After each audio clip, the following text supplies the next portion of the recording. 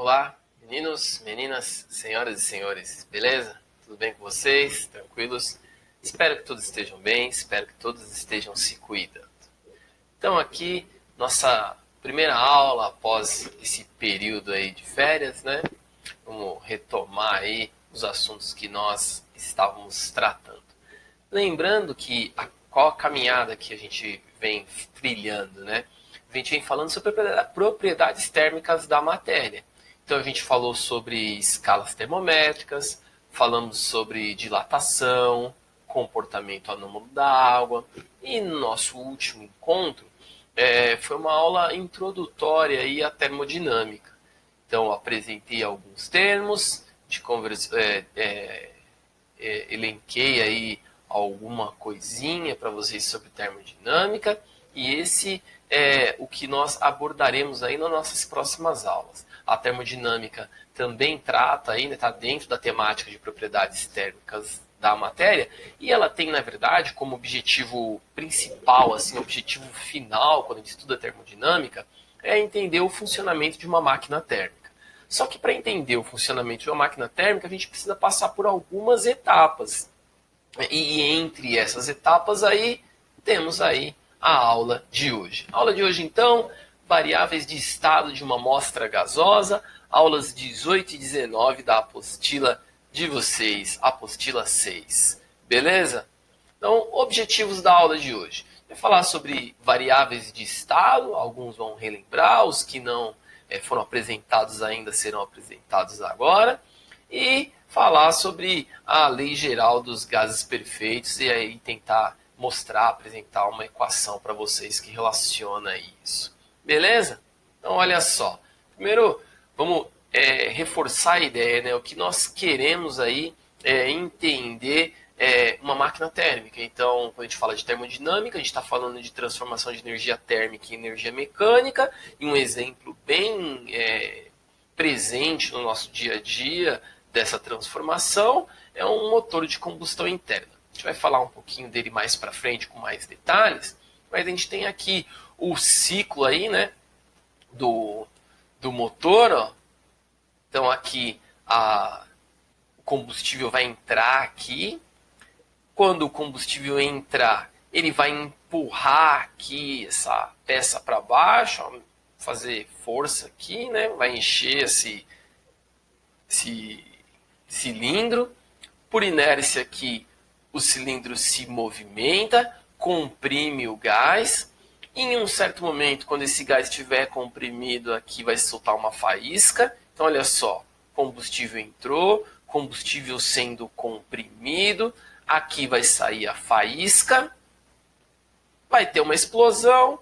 Essa explosão vai fazer a energia térmica aqui se transformar em energia mecânica. Aqui a gente vai ter o resultado da explosão, o gás aqui sendo expelido. Então aqui tem um ciclo aí de um motor a combustão interna de um automóvel, né? A gente vai tentar entender aí ao longo das próximas aulas como isso funciona, como essas transformações podem ser possíveis, beleza? Só que para falar dessas transformações, a gente tem que ir passo a passo, e um dos passos aqui é falar sobre as variáveis termodinâmicas. Então, como a gente está falando de transformação de energia térmica em energia mecânica, a gente vai trabalhar basicamente com um gás. Então, algumas variáveis que estão aí ligadas ao comportamento de um gás, que a gente chama de variáveis termodinâmicas. E então, aqui a gente tem aqui um recipiente,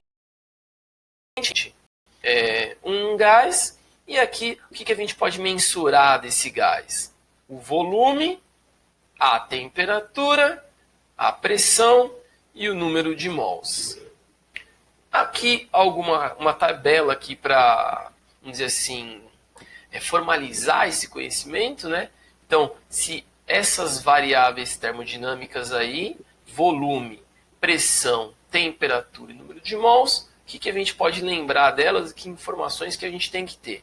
Então, a pressão aqui simbolizada pela letra P minúscula, tem essa equação matemática em relação à pressão, força em função da área, então a força com que as partículas aqui do gás atingem a área interna aqui do recipiente. Volume simbolizado pela letra V maiúsculo, o volume ocupado pelo gás, temperatura associada aí à energia cinética média das partículas e o número de mols aqui das partículas, né? A gente tem que lembrar das unidades do sistema internacional, então quando a gente fala de pressão está em Pascal ou newtons por metro quadrado. Tem essa conversão útil aqui, né, ó, que é 1 atm igual a 10 a quinta Pascal. O volume em metros cúbicos tem uma conversão aqui bem razoável, bem fácil de lembrar, que um metro cúbico tem 1000 litros ou 10 a terceira litros. Essa aqui é bem importante, ó, temperatura em Kelvin. Então a gente tem que... É muito comum que apareçam problemas aí com temperatura em graus Celsius, que é uma temperatura que a gente usa bastante. Só que no sistema internacional a temperatura tem que estar em Kelvin, na escala Kelvin. E essa temperatura que a gente vai, essa escala que a gente vai usar quando a gente fala de termodinâmica. E aqui então também está elencado aqui, ó, para lembrar como é que faz essa transformação, né? Então, bem simples aí, se o cara te deu uma temperatura em Celsius, para achar a temperatura em Kelvin, só somar com 273. E o número de mols, a massa da substância dividido pela massa molar. Beleza? Então, essas são as variáveis termodinâmicas, são as variáveis que a gente vai trabalhar aí quando a gente fala de um gás e de um gás sofrendo aí possíveis transformações termodinâmicas. Então, olha só, já que a gente falou das variáveis termodinâmicas, a gente tem uma coisa que é o estado termodinâmico. O que é o estado termodinâmico? É a condição em que aquele gás está. Como que é que aquelas variáveis termodinâmicas estão naquele momento. Então, quais são as variáveis termodinâmicas? Pressão, volume e temperatura. Um estado termodinâmico é qual o valor, qual a intensidade da pressão, do volume e da temperatura naquele momento para aquele gás. Isso é um estado termodinâmico. Então, estado termodinâmico é a gente caracterizar o gás naquele momento em função das variáveis termodinâmicas, pressão, volume e temperatura. E já que a gente tem esse estado termodinâmico, a gente tem essa primeira equação aqui, ó, para trabalhar com essa condição, com esse estado termodinâmico. Então, eu posso relacionar aí as variáveis termodinâmicas com essa equação matemática aqui, ó, que é a equação de Clapeyron. Então, eu tenho pressão, volume, temperatura e o número de mols. O que eu tenho de novidade nessa equação é esse R aqui, ó. Esse R é uma constante física. É a constante universal dos gases perfeitos. E aí ela tem um número fixo, né, uma constante. E aqui eu tenho ilustrado as três possibilidades. No sistema internacional, é esse número que a gente vai usar, 8,31 joules por mol Kelvin. Só que eu pode aparecer também algum problema em algum exercício, essa constante dada nessas unidades, só que daí vai depender das outras variáveis também. Então, beleza? É um valor que a gente não precisa decorar, evidente, porque é uma constante, mas a gente tem que ter cuidado aí com qual unidade que ele está sendo apresentado. Tranquilo? Então, a gente tem as variáveis termodinâmicas e tem o estado termodinâmico, que é aquela condição, e esse estado pode ser aí, vamos dizer, quantificado de alguma maneira. A gente pode ter as variáveis trabalhadas aí com essa equação. Já que eu tenho esse estado termodinâmico, e eu estou falando muito de transformação, já citei algumas vezes esse termo, né, transformação de energia térmica em energia mecânica, eu vou ter uma mudança aí do estado termodinâmico. Isso pode acontecer ao longo de um ciclo. Vai acontecer quando a gente trabalhar com máquinas térmicas. E o que é uma transformação de estado? É eu ter, vamos dizer assim, uma primeira condição, ou seja, um estado A aqui, né, uma condição daquelas minhas variáveis termodinâmicas, e aí esse gás sofre alguma transformação de algum tipo, por exemplo, recebe energia, e uma dessas variáveis, duas dessas variáveis ou as três variáveis podem mudar. Então eu vou ter uma transformação de estado. Aqui eu tenho um estado termodinâmico, e esse estado termodinâmico pode mudar e ter um novo estado termodinâmico. E eu tenho, da mesma forma, uma relação aqui, ó, matemática, para trabalhar com essas condições. Então, eu posso relacionar aí, através dessa equação, as condições iniciais, por exemplo, aí, uma condição A dita como inicial, e, de alguma forma, como que essas variáveis se relacionam aí com o estado B, com o gás no estado B. Posso trabalhar aqui isso como condição inicial e condição final. Não necessariamente final inicial, né, mas em um primeiro momento, em um momento posterior, eu tenho aí essa relação matemática para trabalhar. Só que, além disso, além de eu ter essa possibilidade de transformação de estado, né, de uma, por exemplo, variação da pressão, variação do volume, variação da temperatura, eu tenho alguns casos especiais, alguns casos que eu posso trabalhar de maneira mais assertiva. Então, olha só, eu tenho uma transformação específica aí dentro daquelas possibilidades de transformações termodinâmicas. Um tipo de transformação bem usual, como se fosse um caso especial, é a transformação isotérmica. Então, vamos começar pelo nome. Transformação, que é a mudança de estado, né, de estado A para o estado B. Isotérmica, iso de igual, mesma, e térmica de temperatura.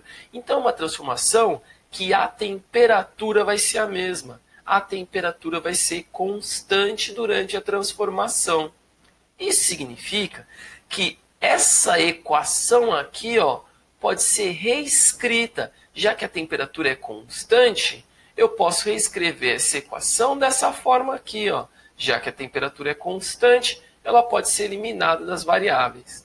Então, numa transformação isotérmica, se a temperatura é constante, essa equação aí que relaciona o estado A e o estado B de uma transformação termodinâmica pode ser reescrita dessa forma.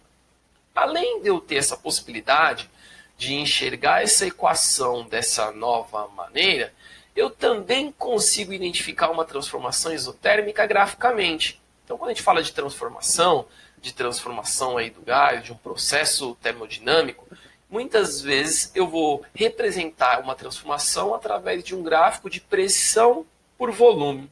E num gráfico, então, de pressão por volume, uma transformação isotérmica vai ter essa cara aqui, ó. Ela vai fazer esse tipo de curva. E cada uma dessas curvas é uma transformação isotérmica. E eu tenho como característica aqui que a temperatura é constante aqui, claro, nessa faixa, mas se eu tiver uma outra transformação aqui, essa temperatura aqui é menor. Então aqui, se eu chamar, identificar como temperatura 3, essa como temperatura 2 e essa como temperatura 1, cada uma das curvas tem uma temperatura diferente, e a temperatura aqui na 3 é maior do que na 2, que é maior do que na 1. Essas linhas são chamadas linhas isotermas. É uma linha em que a temperatura é constante. Mas aí eu tenho, claro, a mudança das outras variáveis, a pressão e o volume. Beleza? Então, o primeiro caso especial numa transformação termodinâmica, transformação isotérmica. A gente tem, então, dentro da transformação isotérmica, a reescrita da equação dos gases, e além de essa reescrita da equação, eu tenho a cara aqui do gráfico que se apresenta uma transformação isotérmica. Então, agora vamos pensar em outras transformações que eu posso, de maneira análoga, trabalhar do mesmo jeito. Então, pensar o que eu posso ter como constante na equação e qual vai ser a cara do gráfico. Segundo tipo de transformação, então, como se fosse um segundo caso especial, transformação isobárica. Do mesmo modo, vamos partir pelo nome, iso, mesma, bárica tem a ver aqui com pressão. Então, aqui, a pressão é constante. Se a pressão é constante, eu consigo reescrever essa equação primeira dessa forma aqui. Não, eu elimino aí a variável pressão, já que ela é constante. E eu tenho a cara do gráfico também. Num gráfico de pressão por volume, claro, se a pressão é constante, vai ser uma linha aqui a minha transformação termodinâmica. Então aqui eu tenho um exemplo de uma transformação do estado A para o estado B. Eu tive uma variação do volume com uma pressão constante. Fica a curiosidade aqui que também a transformação termodinâmica pode ser aqui traduzida num gráfico de volume por temperatura. Não é tão comum, mas pode em algum momento aparecer. Então, de novo, a gente tem transformações termodinâmicas. O primeiro caso, a transformação isotérmica, a temperatura é constante e eu adapto a equação. Agora, a pressão é constante, né, numa transformação isobárica, a equação vai ficar com essa cara aqui, e eu tenho um gráfico aqui também de transformação especial. Mais um exemplo, a transformação isométrica ou isovolumétrica. É uma transformação em que o volume é constante. Do mesmo jeito, eu vou reescrever a equação sem o volume, já que o volume é constante, o volume não se altera, então a equação pode ser reescrita dessa maneira. Tenho também o gráfico aqui, então a representação gráfica, né, num gráfico de pressão por volume. Se é uma transformação isométrica, o volume vai ser constante aí de A para B ou de B para A. Beleza? Então, a gente tem aí esses 3 exemplos, por enquanto, esses 3 casos especiais aí de transformação termodinâmica. Aqui, ó, um exemplo de um ciclo termodinâmico em que não é um tipo de transformação só que ocorre, né? Então, eu tenho aqui um ciclo acontecendo, de A para B uma transformação específica. Então, aqui de A para B a transformação é isotérmica, de B para C a transformação é isobárica e de C para A transformação é isovolumétrica. Então eu tenho um ciclo e cada etapa do ciclo, né, uma transformação aí específica, e dentro de cada transformação eu posso elencar alguma informação, como a cara do gráfico ou a adaptação da equação. Beleza? Então, na aula de hoje, o que nós aí falamos, né? Apresentei aí as variáveis termodinâmicas, então pressão, volume e temperatura, cada uma com sua respectiva unidade no sistema internacional. Falamos de transformação termodinâmica, 3 casos especiais aí, né? A isotérmica, a isobárica e a isométrica, ou em cada uma delas alguma variável termodinâmica fica constante, e a consequência disso é eu adaptar aí a equação dos gases. Eu tenho a equação de Clapeyron, certo? Para trabalhar um estado termodinâmico, e tenho aqui a equação dos gases perfeitos também, que eu posso adaptar dependendo daí do tipo de transformação termodinâmica que eu tive. Beleza? Tranquilo? Então, espero aí que todos tenham entendido, espero que a mensagem tenha sido recebida. Teremos aí então algumas tarefas para fazer sobre essa aula, que eu vou acompanhar vocês aí, vamos tentar aí tirar o melhor proveito possível aí das informações. Beleza, meninos e meninas? Até a próxima, então. Nos veremos em breve.